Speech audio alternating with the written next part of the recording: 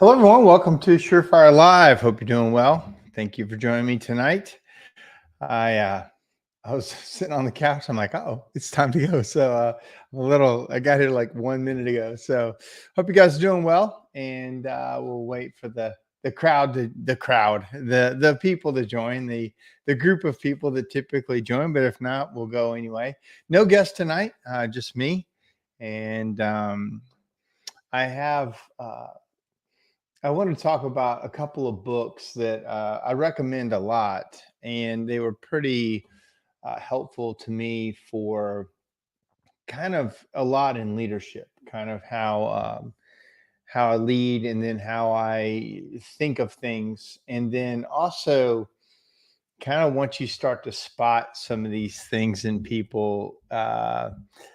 You call them out. You see it differently once you kind of think of it differently, and that is the fallacy in some ways of being nice. And I want to talk about that because it sounds counter to whatever, what we've been taught our whole life. And it sounds counter to what, no one says, hey, I hope there's more mean people in the world, or nobody ever says there's not enough nice people in the world.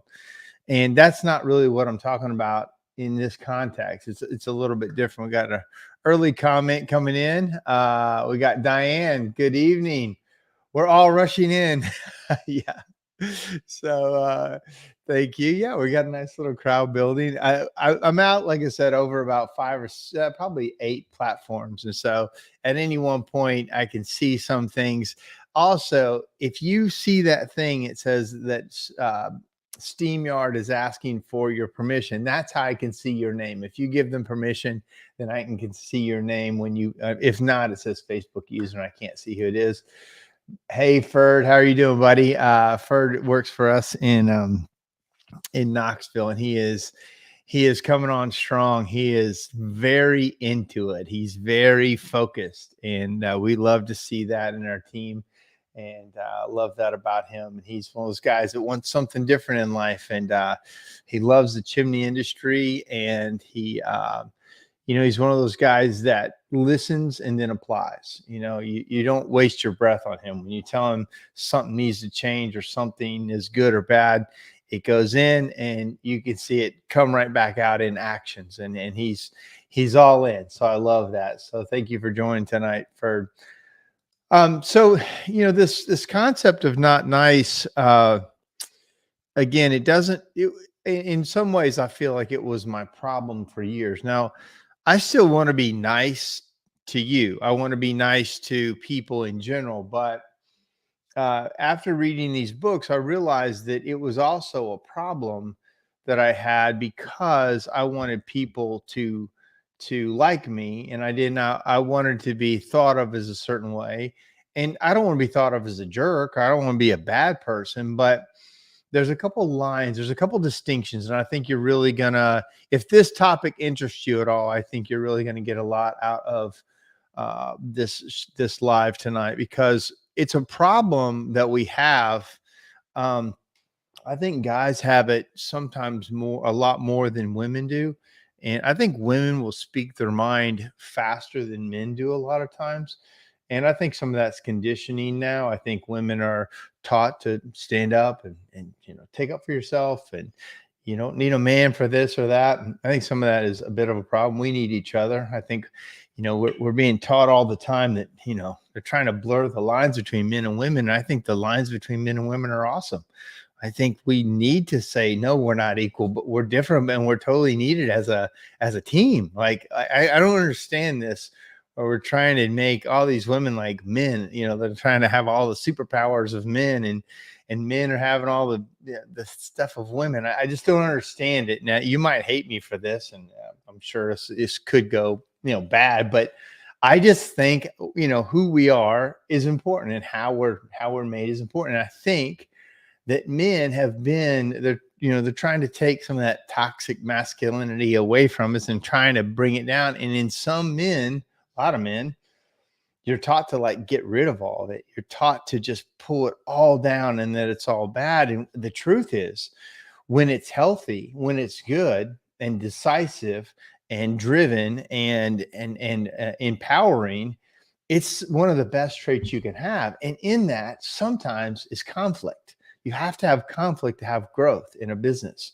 especially in a business. But when you're grinding against each other, if you're going to lead people, you have to have conflict to get better. We have to say the hard thing to get better. That's not a bad thing, but we're taught so much that it is a bad thing, and that, oh, don't say that because you could hurt their feelings. Well, sometimes you need your feelings hurt. Sometimes if you're open for it, saying the hard thing is the absolute best thing you can do. When you think about the best people in your life, coaches and mentors and people who did stuff, and even bad experiences in your life, you look back on those and go, man, I learned this from that. Or this was a terrible situation, but I got better. Or thank God because that happened. Thank God that person did that, or I got in trouble, or I landed in jail, or who knows what it is. I had an accident. I fell off a roof. My story of falling off the roof changed my whole trajectory in business. And it helped me, but it almost killed me. It literally was the thing I was very close to dying from, was the thing that was a launching pad for everything else in my life. So learning some new things and having some conflict in your life is very healthy for growth. And so again, I love this quote. I heard it from Ben Shapiro the first time, but facts don't care about feelings. And I don't know that he said it, but I couldn't agree with that more. Well, I think we have our feelings tied up in everything so much that we can't, or worried about saying anything. And in the internet anymore, if you say anything, it can come back totally twisted, totally out of bounds, and totally I was in a conversation not long ago with a girl that I respect a lot. And, you got to be careful talking politics, but I wanted to I like to talk about it. I don't want to argue about it. But I want to have a healthy conversation because she feels differently about politics than I do. And she got very emotional, like super emotional, and literally crying at some parts of the conversation. And I hated that. I'm like, that's not what this is for. I just want to have a good conversation because I want to learn from you. I want to really see how you feel.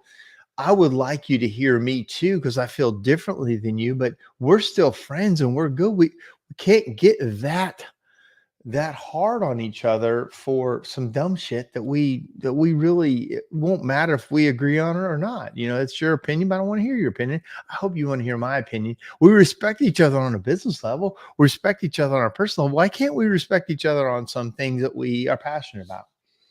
So that being said, hey, we got a nice crowd. So I'm going to kind of get started on a couple things. I'm going to read some parts of the summary, but the two books I'm referencing the first one is No More Mr. Nice Guy, which is by his last name is Glover. Let me see here. His name is what's his name? Glover's his last name. Robert Glover. Here it is. So Robert Glover, his No More Mr. Nice Guy. And the other one is Not Nice by Dr. Aziz Gaspira. And he was one of those guys who was super nice, like to the detriment of it. So I want to read a lot of this stuff, which is some summaries and some notes that I made.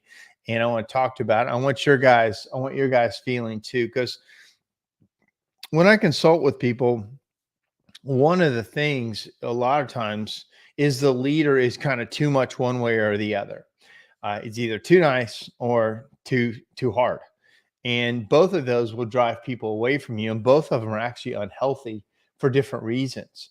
I will say a quick story. If you know much about me, you'll know this story, but I will say it for the people that don't know it.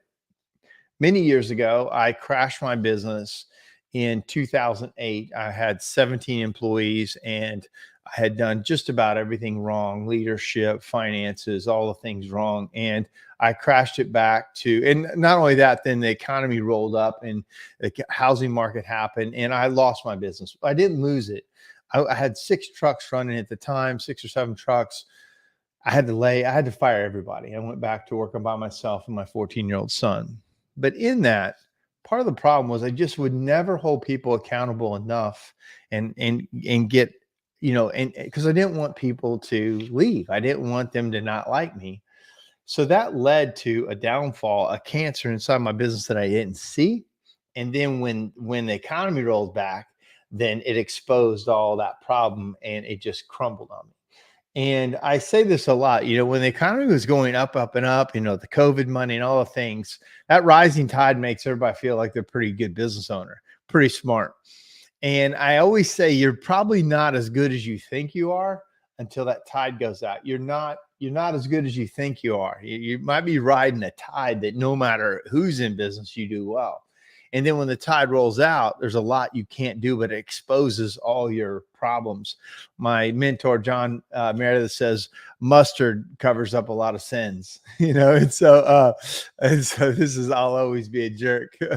Well, so, again, this may not be, you may not relate to this talk, but maybe you will. But then I had a group. If you know what a mixed group is, it's management information exchange group. What happens is you get 10 to 14 other chimney companies or like companies that come to your business, or you work on everybody's business a couple times a year. They come in, they basically go through your whole business and they tell you what's good and bad. Mostly it's what's bad. So they came to my business, and it was right after I brought just a couple of people back. I at first, when they were coming, I'm like, I don't have anybody. I don't know why you guys are going to come, but I'm going to try to hire a few of my old people back. So of the 17 people, I brought 5 people back. Mixed meeting came in. They went through the stuff, and it's just like open heart surgery. It's terrible. It was rough for me, and they're telling me everything you're doing wrong, which is really the way to get better, but in a very painful way. Well, at dinner one night, when we go to dinner at night after we work through the day, and they had found because they kept saying how spongy I was and how soft and just too easy on everybody I was, and I had no accountability, and I just wanted to be everybody's friend, and all the things that I thought actually would make people want to work for me and stay with me is how nice I was to them. Well, they blew up this, it was SpongeBob, and they blew it up in it was one of those things that has sand in the bottom where you knock it down and it pops back up. And they had it at dinner, and they had it between them, and they started punching it and knocking it down, and it popped back up, and they were calling me SpongeBob Stoner Pants. And it was painful and real at the same time. And I was laughing through the gritting of my teeth because I was embarrassed, yet it was funny and true. Well, that is what I'm talking about not nice. That it was not nice, but needed. It was the truth. And I could have had all kinds of excuses and reasons, and I could have pointed at any of those other people and pointed out their flaws and said, well, you've got this problem. That's not the point. This is about a situation that I had created, and they were pointing it out. And sometimes the bully in your life is right. Sometimes the hard news is what you needed to hear. And I've learned that to me is the most valuable news, and the most valuable leadership is when you deliver something needed in a way that nobody else would have said it, with compassion, with kindness, or with conviction, in a way that will help them, and doesn't have malice or any of those like twists, like that people can put on things, but with true meaning and true in the spirit of helping someone. When you deliver hard news that way, it can be very well received, and you become much more respected as a leader. Got a couple other things. Yvette, hello. Mark, hello from Canada. Hey there, pretty lady. How are you doing? Hope you're doing well. I don't know if you went to the New York Guild thing. I don't think I saw pictures of you. I normally see you up there drinking tequila with me, but I hope you're doing well. Are we going to see you in Italy in a few weeks? And then Stoner is soft, LOL. Well, I'm not as soft as I used to be. I do want to be kind to people, but if you work for me, you see a different side of me. And there's some guys here that work for me, and maybe they could chime in on. I'm not saying make it about me, but I'm saying you guys have seen other leaders. You see how I lead the company. And in our meetings, I'm not necessarily the nicest guy. I'm actually very critical and very on top of things, but I think it's in a way that people can listen to and understand that I want the best for them. I think that's the key. That you have to have the heart for them, but it's in a way that's more of a mentor. Christian, hello from Louisville. Hello, Christian. Thanks for joining us tonight. Hope you're doing well. So, and I'll, again, this is a two-sided conversation. So as I say stuff, if it sparks something in you that either is something that you think or disagree with or have found to be true, I would love to hear those kind of things. But so let's talk about it. I'm going to pull up. So there's some on No More Mr. Nice Guy. I recommended a lot, and a new guy that works with us was visiting, and I recommended it to him because I could hear the nice guy syndrome in there a little bit. So here's the nice guy syndrome is a naive belief that if one is really nice, they will do well. And so if you're super nice, you will do well. You'll be loved. Your needs will be met. You're going to avoid problems. And one of the things they say in this book is nice guys aren't really nice at all, but they're either guided by misguided beliefs or afraid of assertiveness, aggressiveness, or confrontation. They're hiding something internally, hoping you don't see it. Now, I can say this about myself is that I thought if I was just super nice to you, you'd want to work for me. If I was really nice to you, you wouldn't leave and start your own business. If I really believed that I was nice, one, I was happy that you were working for me. I'm like, who wants to do chimney work? I'm like, man, thank God somebody else wants to help me. This was before I paid decent or had any benefits or had any structure or anything. Like, man, thanks for showing up. Oh, you're late today? Oh, no problem. Oh, you got a drinking problem? That's fine. I'm sure if I pay you enough, you'll stop drinking. Oh, you got a drug problem? Yeah, I'm sure that if good leadership, and if I care enough about you, you'll stop doing that. You'll come to this side of the equation.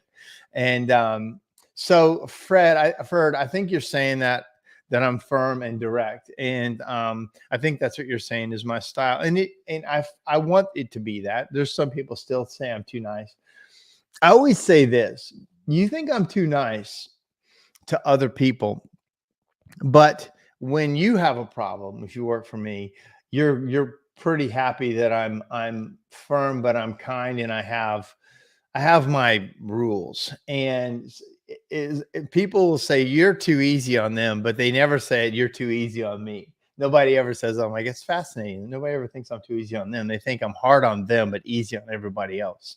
But it's just the way I talk to people in a good way. I think, again, I'm a little too close to the situation to really be a judge of it. So other people have to judge that. But let's go back to the steps of the summary. So what it says in the summary is that nice guys need to work on themselves to improve. They must become a higher value, higher power man in this way. Now, again, you could apply this to women, but this is mostly, and I think women will agree. Like my wife, I was talking to her about this topic before I brought it up, and she knows what it's like to be around somebody that is too nice, and it's very frustrating, and it's not a good place for a man. But there's also the other side of it is being a big asshole to work with. And when she worked for a big accounting firm, she had those kind of bosses, and it pissed me off so bad. But anyway, she's been on both sides of it, but too nice is just milk toast. It's too weak. It's just, you don't want to be that as a man. So I want to talk about the 10 traits of nice guys. So 10 traits of nice guys. Most people will have one or two of these traits, but nice guys have most of them. Givers, a caretaker, seek approval from others, especially from women, conflict avoidant. That was me big time. Seek the right way to do things. Try to be perfect and avoid mistakes so people don't think they're bad. I had that problem. Repress their feelings. Me. Want to be different from their fathers. That wasn't really me. I respected my dad, and I thought he was great. They're more comfortable being with women. So they exert tremendous effort to make their partners happy. So all those don't sound like bad things, right? They're not bad. It's just when they flip too much, and when they're all added up is where they become more toxic. So in this, a nice guy is afraid of conflict, so he avoids it at all costs by being nice. Since he avoids conflicts, nothing ever gets solved with him That was what people were really frustrated with me.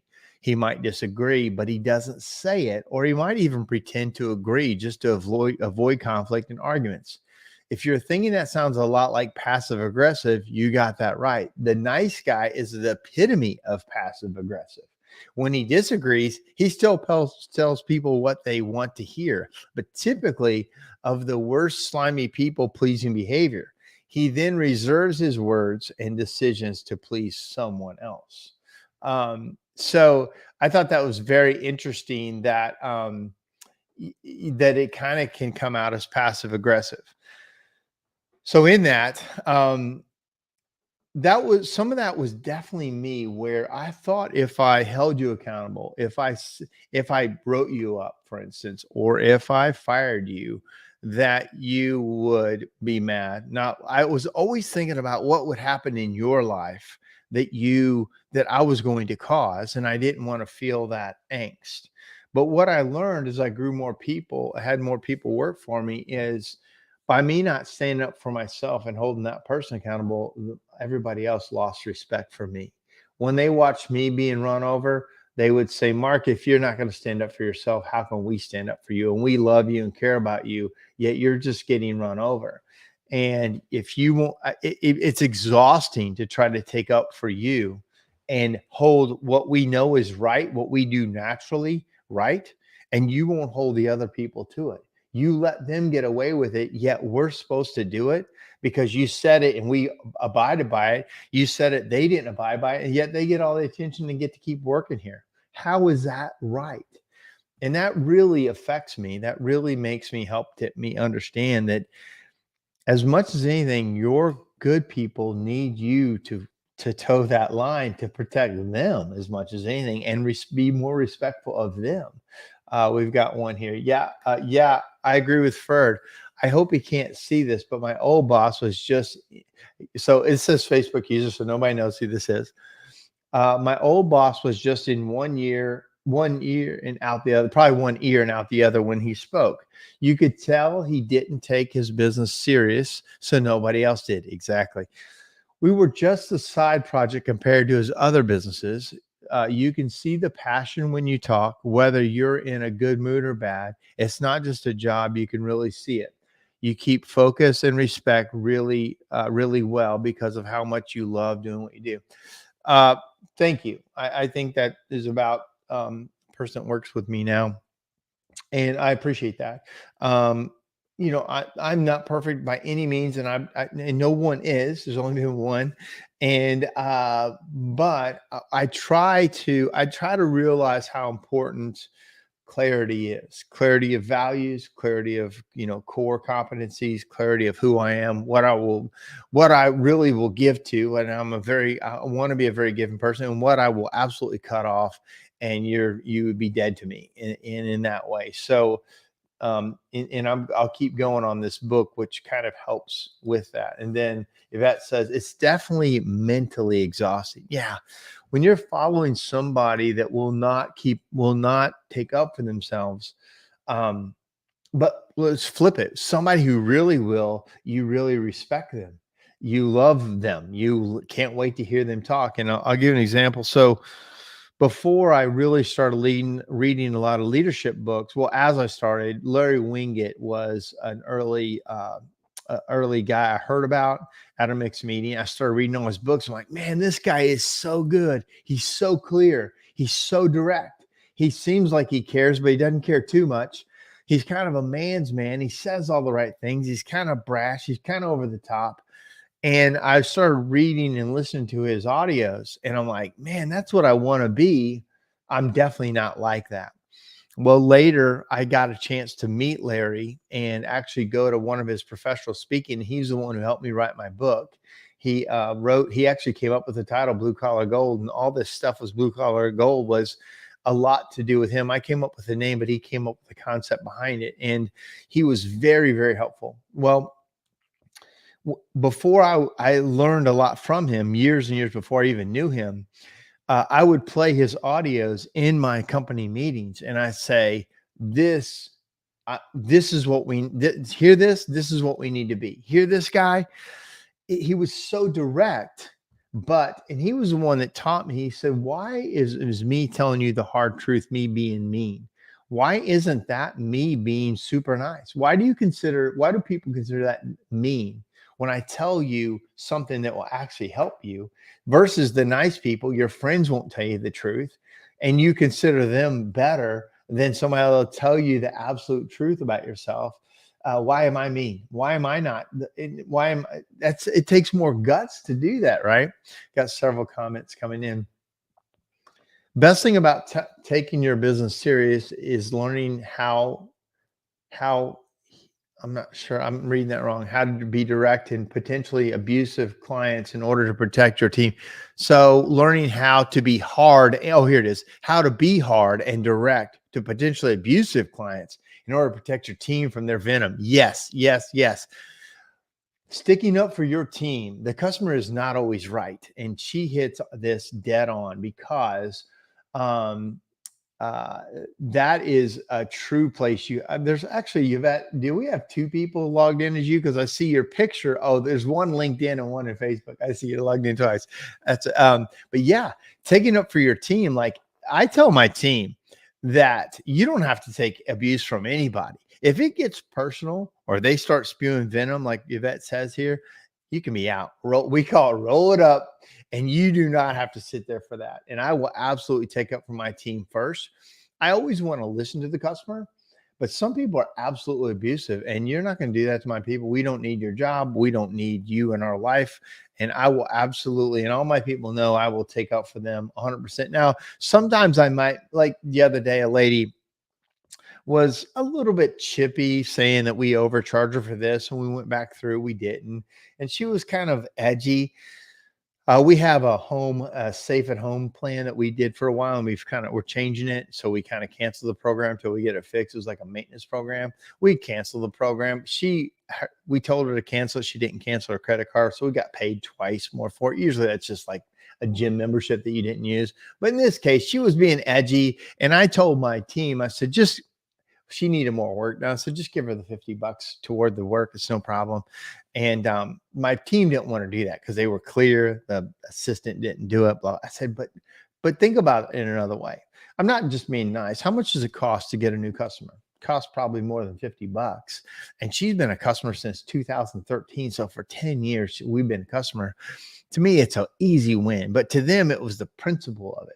So I don't want them to think I'm too nice. There's also a business side of that. And there's just yeah, you'd win the battle. If you said, nope, too bad, we told you. Yeah, you'd win the battle, but you lose the war. I'm like, so you got to think of it a little bit longer term on some of those things. But you're right, Yvette, you've got to stand up for your people when somebody's spewing venom on them. And then Josh comes in. So Josh, sorry I'm late. I was on a sales call with one of our Charleston brothers. Thank you, Josh. And then Yvette says, you have to be tough but kind. Learn to fire clients to protect your team. 1,000% agree.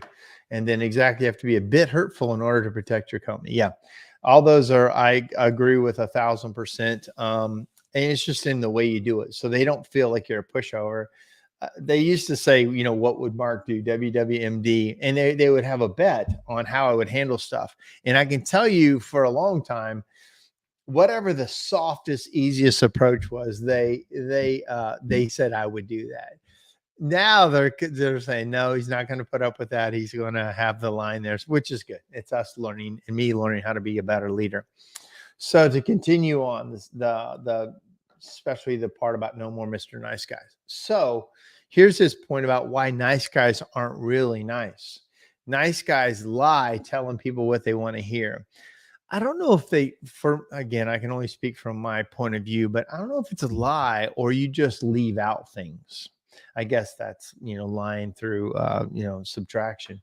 They hide their true intention. They use indirect ways and manipulation to get what they want, can be very controlling, only give to get, often brew resentment and anger. So I can tell you this on the brew resentment and anger, how this shows up for me was, the guy shows up late. I'm a little mad. I don't say anything. Shows up a lot late. I say, hey, man, I need you to be here on time.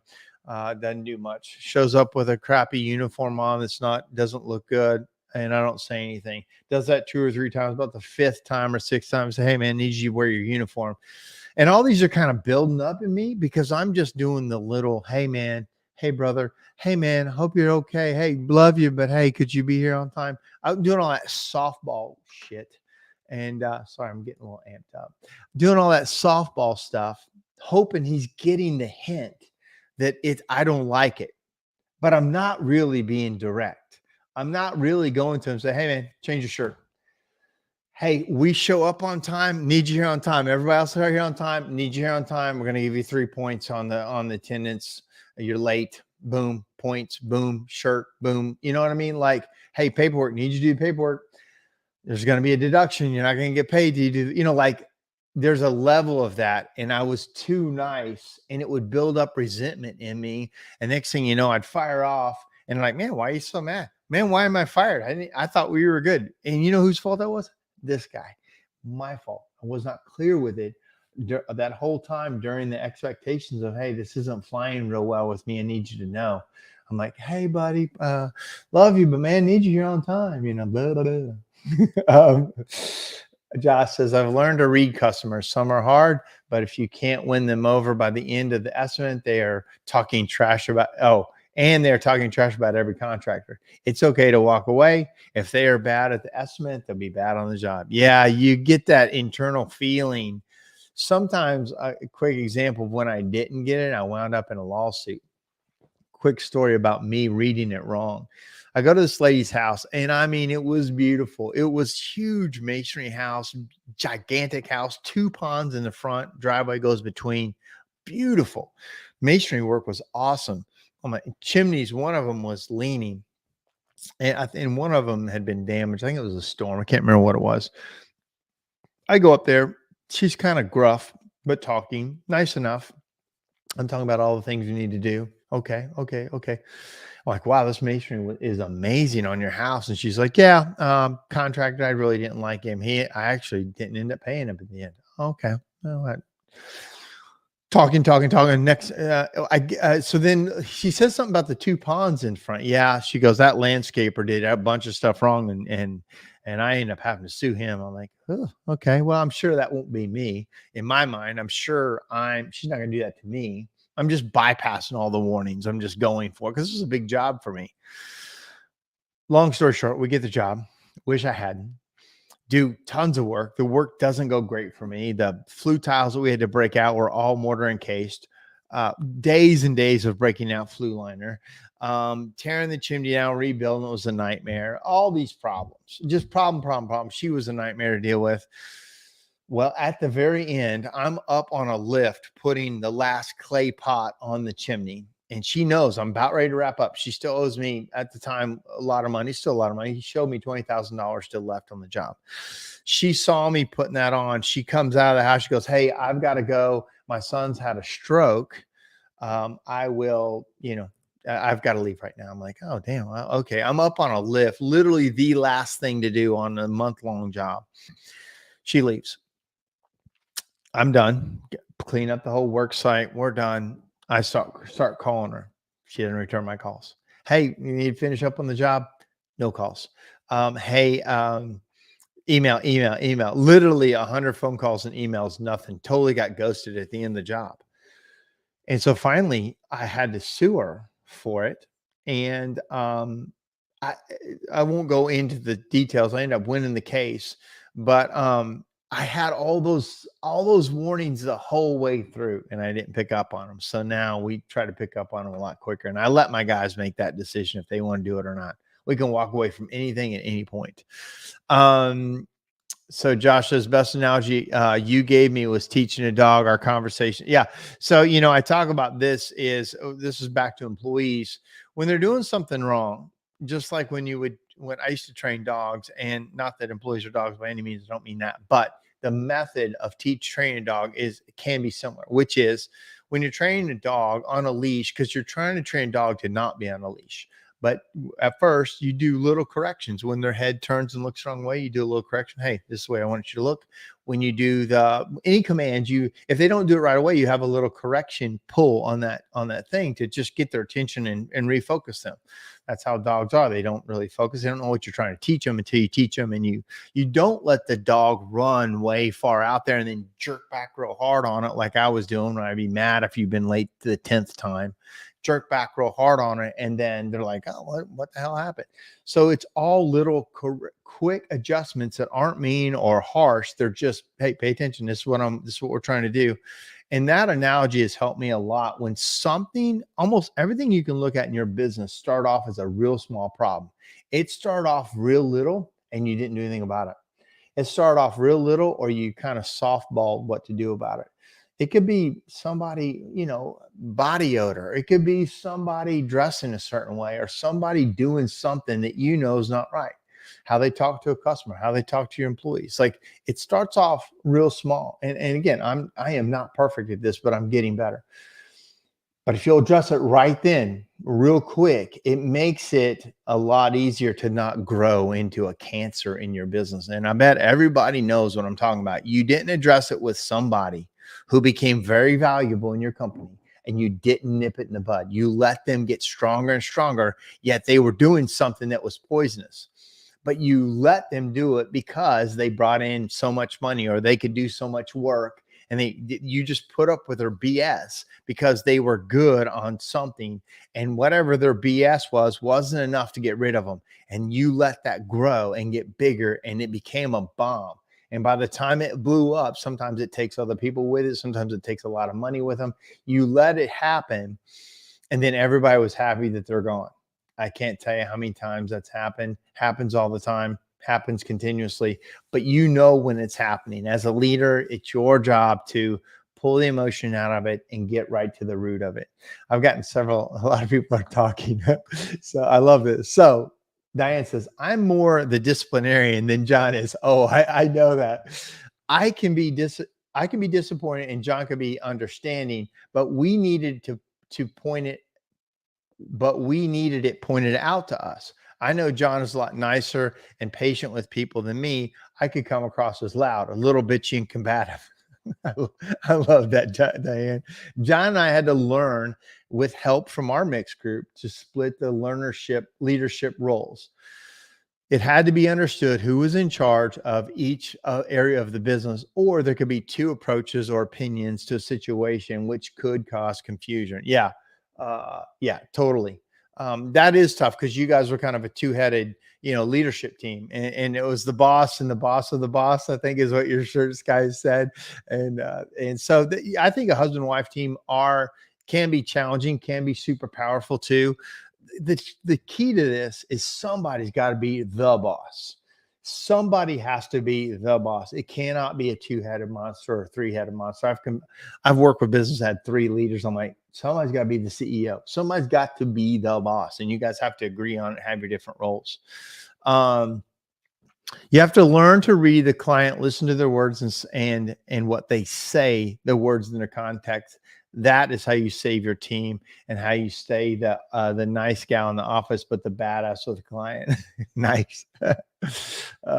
Josh says, an employee should always know that they're going to be let go. If not, the manager failed. So yeah, correct. It should not be a surprise. It should not be a surprise when somebody's let go. I always agree with that. If you're going to be let go, unless it's something egregious and you do something crazy, in general, if it's an addition of problems, that should be warned. In fact, legally, you need to do it. You need to have verbal, written, a process. And then, I don't believe in process improvement plans. I believe that's just most of the time a way to get people out of there. It's just the first step, because you're going to get rid of them. Some people totally believe in them and love them. I don't like it. I think it's kind of a bit hiding of what you're really trying to get to. And I want to go with clarity. But with that, employees should not be surprised. And if they were surprised, it's nice guy syndrome. It's you're being too nice all the way until you couldn't take it anymore. So my good buddy, Darren Weingart, hey, buddy, Darren and I grew up together. He's a bigwig down in Florida, not in the chimney business, but he came up a few months ago, and we live in the same neighborhood and grew together. Thanks for joining tonight, Darren. Appreciate you, man. We gotta get together. I know I owe you a trip to Florida, so I want to make that happen. I'm gonna be a little busy here, but maybe October, November. We got to figure something out. Thanks for joining tonight. Yvette says today's in-house client wanted me to go out, measure for a custom chase pan, and then said, well, if I give you the measurements, I'll order it myself. I'm particular with those kind of things, and I learned to fire them before things get too much. Yeah, too much, because he's being a little bit too picky for my guys and myself, and I knew that he would nitpick everything we did. Yeah, my daughter had this guy who she got an email that wasn't supposed to be for her, because he questioned her consulting fee, and she had a pretty large consulting fee to go over this big house, to give him all the layouts, what it's going to be doing. And he questioned, he's like, I don't know if she's going to be worth the 4 hours of consulting fee time. And I told her, and just all the little things, how do I know she's going to be really worth it? I said, this guy sounds like micromanagement and suffering to me if you pick up this job. And she kind of still went down that road, and he's micromanager to death.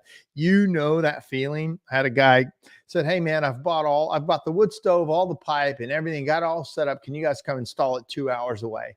Man, he's already taken almost all the stuff out of the job. And it's one of those jobs that I just do not feel like it's going to be a thing. He feels like he's got it all together, and he wants a cheap solution. And we're just never that kind of company. You got to find somebody else. And then, yeah, it says Vince is a softie. I've learned to be the mean one. Somebody should be soft. Somebody should be kind of the tough one. As long as everybody knows who it is and how it works, it's fine.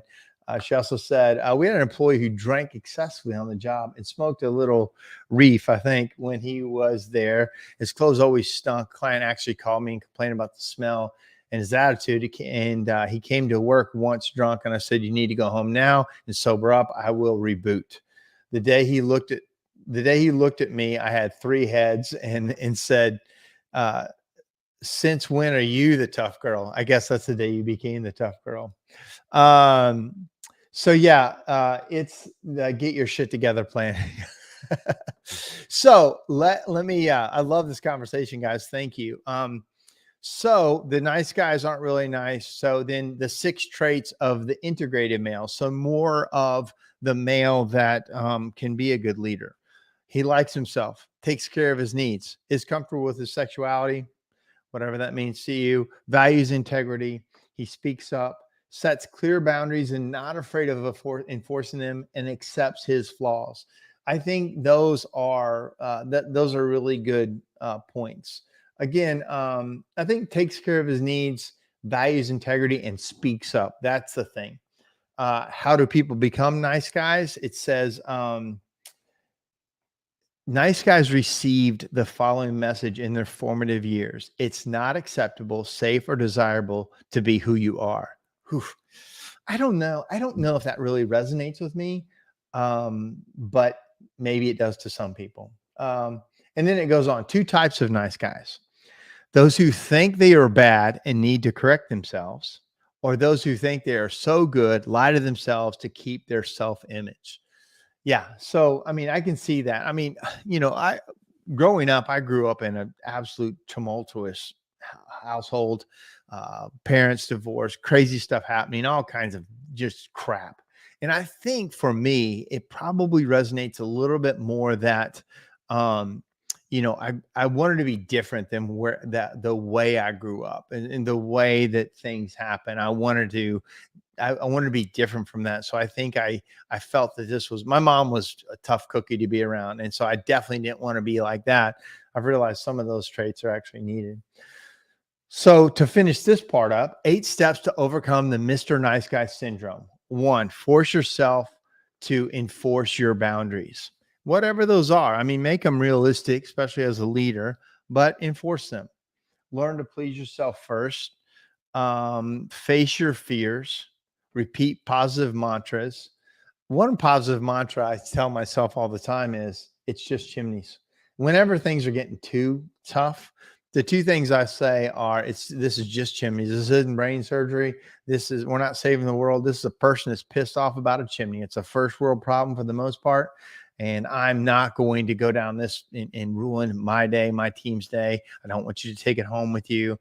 That was a big deal mantra for me. And another one was, I'd say this before, I've got a shield that business does not get through to who I am inside.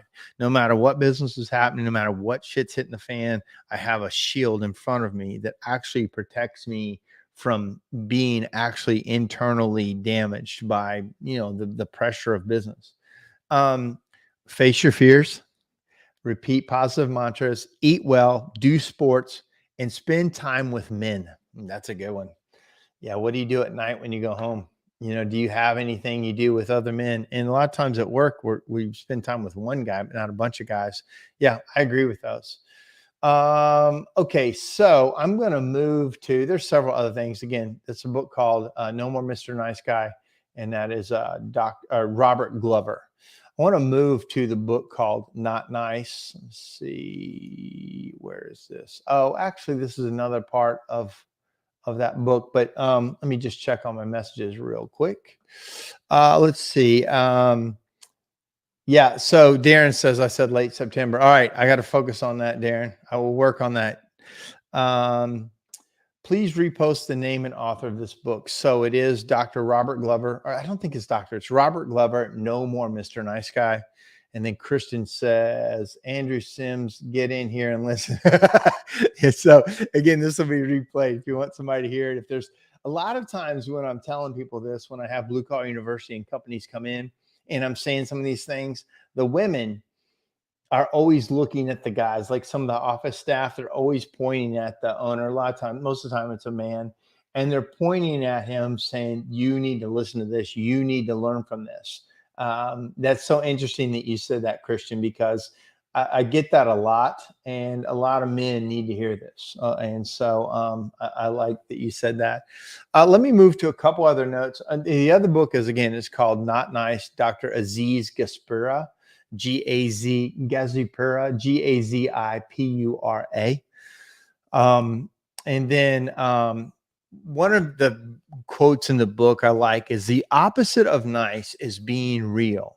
It's being direct, honest, and truthful. It's saying what you think, expressing how you really feel, and sharing what's true for you in that moment. That is, not so in this case, he says nice is a 4-letter word. If you will think of nice as a 4-letter word, you won't want to say, people say, yeah, he's a nice guy. We all know that if you fall into the nice guy zone with a girl, you're dead, right? They want a guy that is kind. Kind is actions to help others, but is not necessarily nice, because nice is that's a shield you wear so people like you, that you don't really get into you. You don't have conflicts. When you realize that nice hides a lot of things, and just being real will actually free you up and make people respect you more. That's what you're trying to get to. Most men want to be respected. I just had to learn that I wanted them to respect me more than I wanted them to like me. But in that, if they really respect you, they will like you too, as long as you're not a jerk. They don't have to like you all the time, and I don't expect them to like me all the time. I expect you to have conflict with me at times, but I want us to have a good relationship. But if it doesn't go that way, I get it. And, we have to go different ways, but that is kind of the nice guy. You kind of put that down and you bring the kind person out that does for others, that kind of thing. Do you consider yourself a nice person? Being nice is a great personal trait to have, but not when it's born out of anxiety and fear for upsetting others. Clinical psychologist Dr. Aziz Gaspera penned Not Nice following his own journey from people-pleasing nice guy to someone confident and comfortable in speaking up for themselves. Passionate about helping others overcome behaviors. So this is when he wrote the book. I thought this had some more. In Not Nice, he explains why being nice can be a toxic trait, how to unlearn compulsive niceness and start asking for what you want, as well as the importance of feeling discomfort in life. So there is importance in feeling discomfort. If you're always trying to go through life with no discomfort, you're actually not learning the lessons you need to learn. It is in the uncomfortableness. It is in the unknowing. It is in the friction and the grind against something else that's pushing back against you.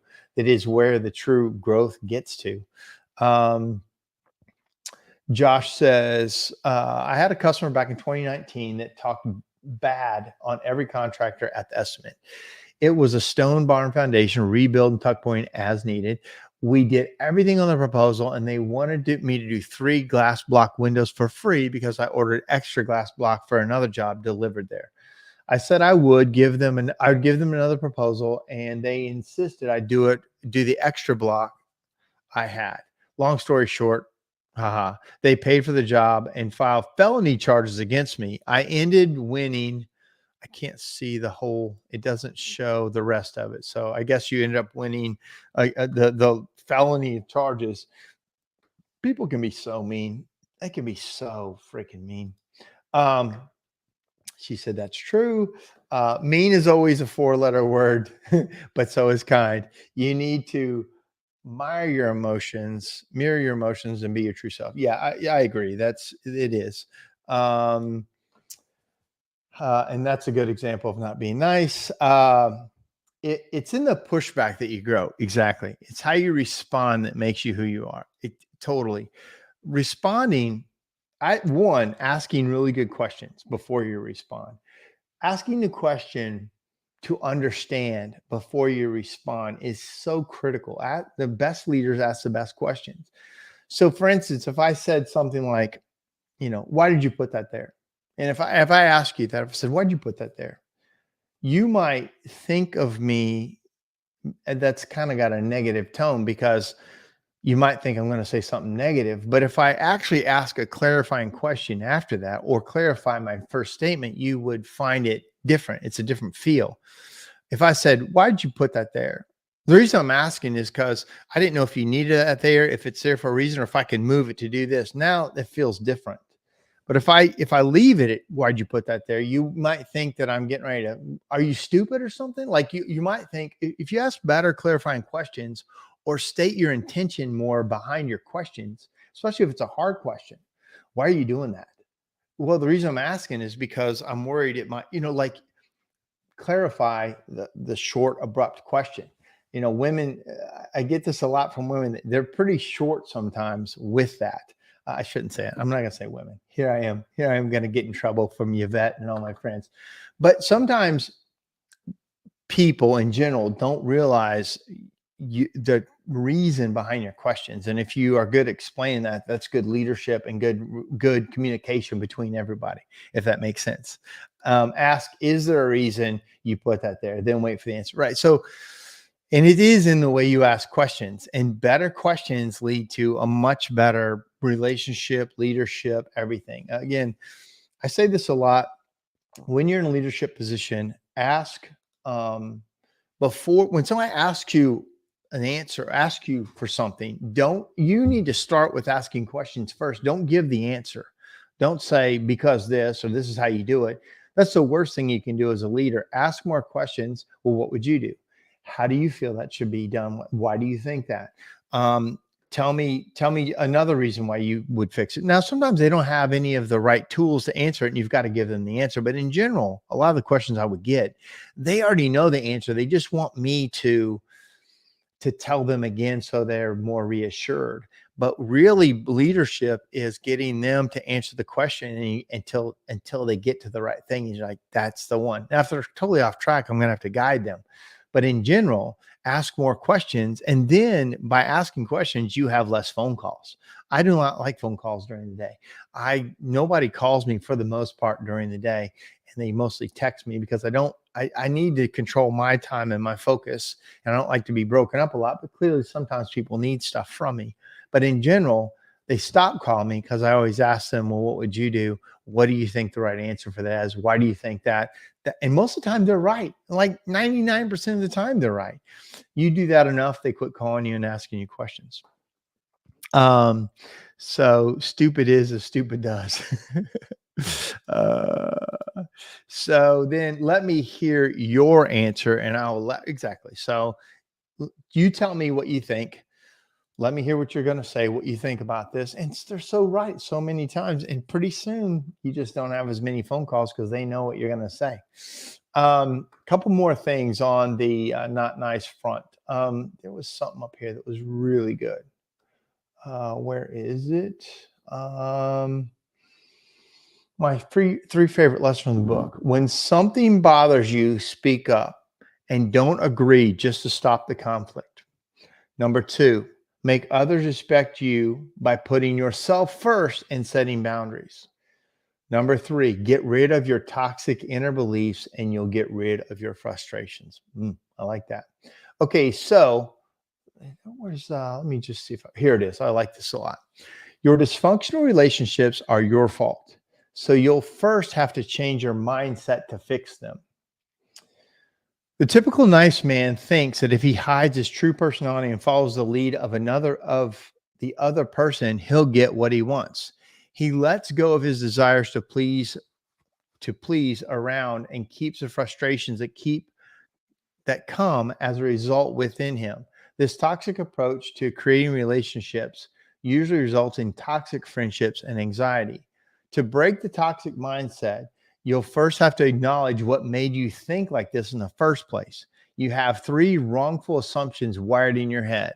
Number one wrongful assumption: if you're nice to them, they'll love you. That was totally my wrong thing. Number two, if you meet their needs, they'll do the same.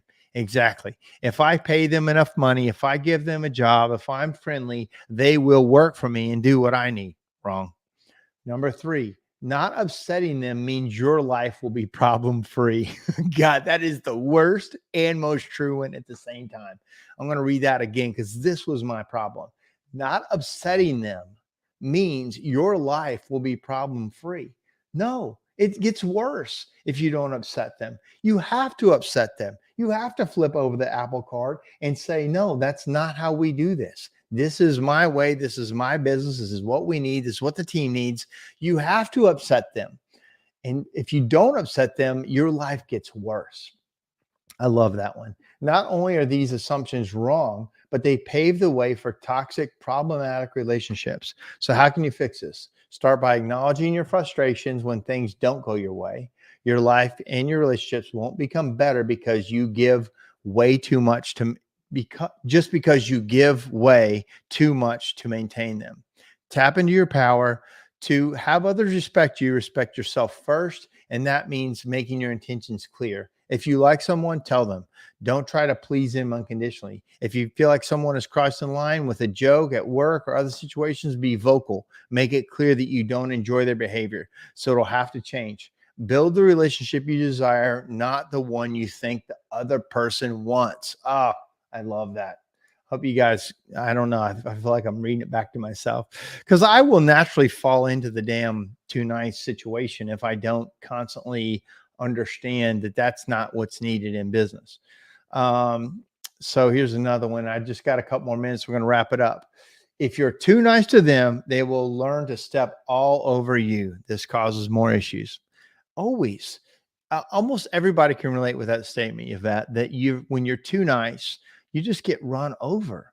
And you don't like to see people that you care about get run over. So understand, you know, that your kids need you to stand up for things. Your wife needs you to stand up for things. Your employee needs you to stand up for things. You know, you want to be respected first. And then if liking comes, great, but be respected first and then liked. Don't get it twisted and say, I want to be liked first and they'll respect me because they like me. That is the mistake. That is not true. It does not happen that way. You must be respected in business and in life, and then work to be respected and liked. But it's also not too bad to be feared, a little bit feared. And I don't mean that in a bad way, but I can tell you this. If I tell somebody, hey, I need to talk to you, they at first are scared. Every time I say that to somebody, the whole office goes, oh, uh-oh, uh-oh. And it's almost never bad. Sometimes it is, but in general, it's not bad. But they're a little fearful when I have to say, I need to talk to you at my office, or let's talk outside. That is respect. That's respect for what I am. If they're never scared of you, Two things, they're never scared of you. If you're always soft, they know nothing's coming. And if you're always hard, they're still working for you, they've got a shell over them, and it's just Mark being mad again, or it's just Yvette yelling at me again. They're totally used to it. So you should never wield that power easily or a lot. Either one of them, too nice or too hard, doesn't work. A good moderation of that is the balance and is the lesson in leadership of, of that. In leadership is like barbecue. There's 1,000 different recipes and methods to get great barbecue, and it can all end up being the same or very good, but there's different ways to get there. And I'm just telling you my way and what I've learned, but there are other ways. Also, Jeremiah, hey, thanks for joining in. Jeremiah says, take accountability because I choose to placate and not accomplish the tasks I set for myself. Love that. Says, but you always have been able to draw the line. Yeah. And I haven't always been able to draw the line. I would draw the line too late. I would let the line hurt other people. I drew the line too late. I used to say I had a long fuse, but there was a bomb on it. Sometimes that fuse was so long, it burned people out before it got to my bomb, or it caused so much problem in the company that that fuse was too long. So I've shortened the fuse up. I have a fuse. I have probably longer fuse than a lot, but there is a bomb on the other end of it. And that is important for them to know that you don't want to make Mark mad, because my eyes change and I can take the whole energy out of a room instantly. The room will be freezing by the time I leave it because it does not feel good. But man, I don't like that. It drains me more than anything, but I can do it. I can do it right now. And when I get like that, it's not a good thing for anybody, but sometimes it has to happen. They have to know that it can happen. Jeremiah said, I ain't scared of no man. I don't want people to be scared of me. I do need them to listen and understand that I'm coming from a place that is helping everybody. Sometimes it might not help you if you're the problem, but it is to provide I don't know, a playground or the fences on what will work. Yvette says, if they will like you if they respect you, and it's okay to put a bit of fear into them. My employee at one point through our business was his business, because in the beginning we were too nice. We let it happen, and then we had to let him go. Yeah, everybody does it. There's almost nobody that will say it, that builds much of a business, that says that they didn't go through that. Jeremiah, passive aggressive. Oh yes, he can. Yeah. Somebody has seen me be mad before. 13 years, I've seen it twice. So this is somebody, I can't tell who this is. Somebody's been with you a long time. Yeah, that's about how many times it's been. It's a rare deal, but it can happen. And I don't like it. It kills me. It absolutely drains me to do it. But sometimes you have to do it. There has to be there. And then, are you afraid of any women? Oh, I'm afraid of you if you had a couple too many tequilas. Oh, hey, Clyde. Yeah, you've seen it a couple times, Clyde. Not many. Never. I don't think I've ever been mad at you, Clyde. I don't know. Maybe once. I can't remember. Have I ever been mad at you? This is Matt. And when it happens, he commands a room, but it was needed. Yeah. Again, I don't mean to say it in a way that I don't like it, but it is there. And I think the guys know that it is there. And if you care about me and I care about them, we don't get ourselves there. But sometimes conflict just has to happen. It's healthy. I tell the guys, man, sometimes we got to fight and you got to disagree with me and I got to disagree with you. And that's okay, because they know I care about them and I know they care about me. And that's what making men looks like and feels like. It can be kind of rough and gritty, and it cannot always feel good. But if we respect each other and we try to help each other, we'll come back together and be stronger for it. It's like when guys get in a fight with each other and then they're best friends later. That's how kind of guys are. You get in a big fight with each other, and sometimes I become better friends with somebody when they're passionate about a thing and I'm passionate about a thing, and we try to respect each other. It's not about winning or losing. It's about understanding and trying to have an open mind enough I always want to understand the problem, but sometimes I have to change the situation to meet the needs of the business. It's a great conversation. It's getting in and I'm about over. So All right, guys, this is a fascinating talk. I may have to do this one again. Not nice. So important. Yvette says, yeah, my staff has seen my bomb and my pain.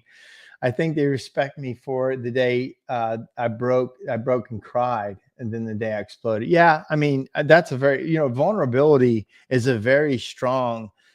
one of the strongest traits of a leader, to be vulnerable and to be open, and know that you're not perfect, and be listening and be understanding and be there for them when they're hurting. Hopefully they'll be there when you're hurting. When my mom died and my dad died, Matt and Clyde, those guys were there. They were around. They saw me. Matt came up to, going to get a little emotional. I came up to Indiana. I was at my dad's funeral. Several of my employees were. Yeah, you got to be vulnerable too, and strong. And I think that makes a good person. Here I am being vulnerable right here. I didn't mean to be. My eyes are something in the air. But yeah, I mean, it's all part of it, and it's healthy. It's okay to cry, show that side. It's okay to be strong. And as long as the end result is us getting better, us trying to focus and achieve a thing, I think that's what makes, good company, good leadership, good friendship.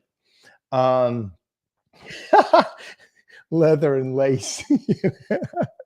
That's funny. Diane does not like to lose. I believe that. And Josh says, and Mark, we trust. It's good to get told you're wrong. It builds you to be better. Yeah. Yeah. Well, I trust, again, trust is a thing that's earned, and that means a lot to me. I want to earn that trust. I'm not perfect. I will mess up. I will make bad decisions. I hope you guys will stick it out with me. Hopefully I've put enough deposits into your bank account that if I ever have to withdraw, I've got money in the account, and I'm okay to mess up. And I try not to, but it's just part of the thing. When you're out there trying to make stuff happen, you're going to say stuff wrong, do stuff wrong. Our problem with our society is now you could be the greatest thing and you make one mistake and everybody wants to cancel you and you're done. And that's not fair. That's not who we are as people. We're always growing, trying to be better. I'm not the same guy at 56 as I was at 46, 36, definitely not 26.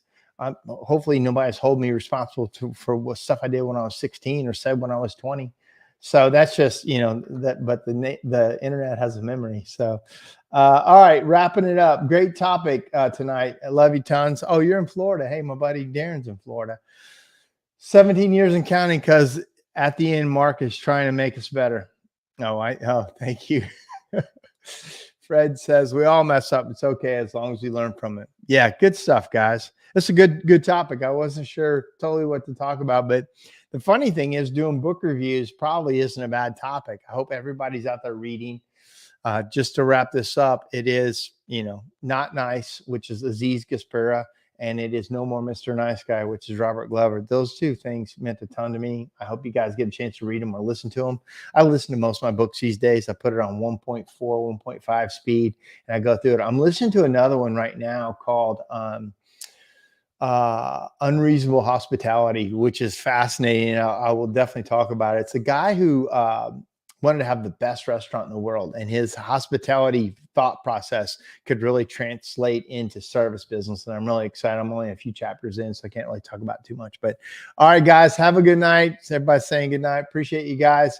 I'm probably going to turn this into my podcast because it was a good topic, and I'll just end up being the podcast on Blue Collar Gold. So, all right, guys, have a good night. Oh, next week I will not be here. I will be in Yosemite going on a motorcycle ride and getting to ride around the park. So I will be out of pocket next week. And then we'll be traveling over to Europe to the International Chimney Sweet Festival with some of these fine people. I'm going to be out of pocket a little bit, but I will try to do as many of these as I can. Be a little gappy probably for the next 30 days. But all right, guys, have a good night. Talk to you soon. See you. Bye.